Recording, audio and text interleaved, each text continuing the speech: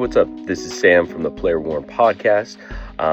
We've heard a lot lately about PSA and them raising prices, slowing down turn times, and how can we stop this, or what can we do to make something else an option rather than PSA? So I've heard a lot of numbers thrown out there, and I decided to do some really kind of drill into the data. And going to Beckett or going to SGC, they're all owned now under the same company. Collectors owns PSA, Beckett, and SGC. So what other option does that leave us with? Well, CGC on the Professor Sports Card show the other night, Dan the Card Man, shout out to both Professor and Dan. How do we change this? Well, we're going to have to raise up the prices of some CGC slabs. That we got to pay more for CGC if we want to see an impact, because right now, the way it is, things aren't going to change. So I drilled into the data, and I got some current, real world kind of numbers so we could see how far off are things. I focus on basketball, so I did primarily basketball on this, but there's a couple baseball pieces in there too. Let's go over them and see kind of what the differences are. Okay, so the first one that we're going to look at is going to be Victor Wembanyama. His Silver Prism rookie, which is 23-24 Panini Prism. His Silver rookie in a CGC 10 is going for sold price $602 back in January.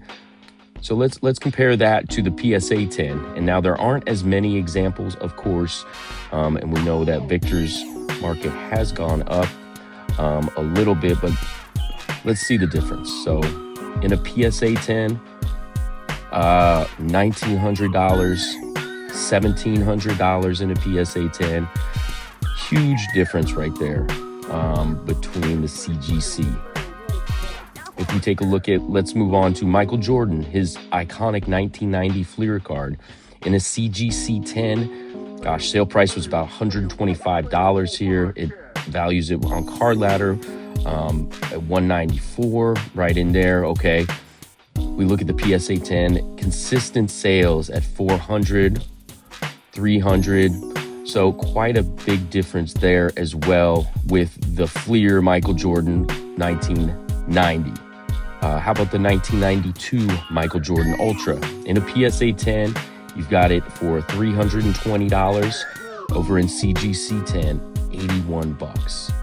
Huge differences here. Let's take a look at Victor Wembanyama's 2024 Optic Net Marvels. I love the Net Marvel cards. I'm a huge fan of these. This one's numbered to 99.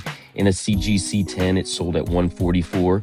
In a PSA 10, same card selling for $300. Huge differences here. But that's not it. Let's keep going. Let's try to mix it up with a little baseball. 2025 Shohei Ohtani, CGC 10, $22.50. PSA 10, $62.27. Another CGC 10, $32 on the same card. The PSA, $63. So you can see a major difference there.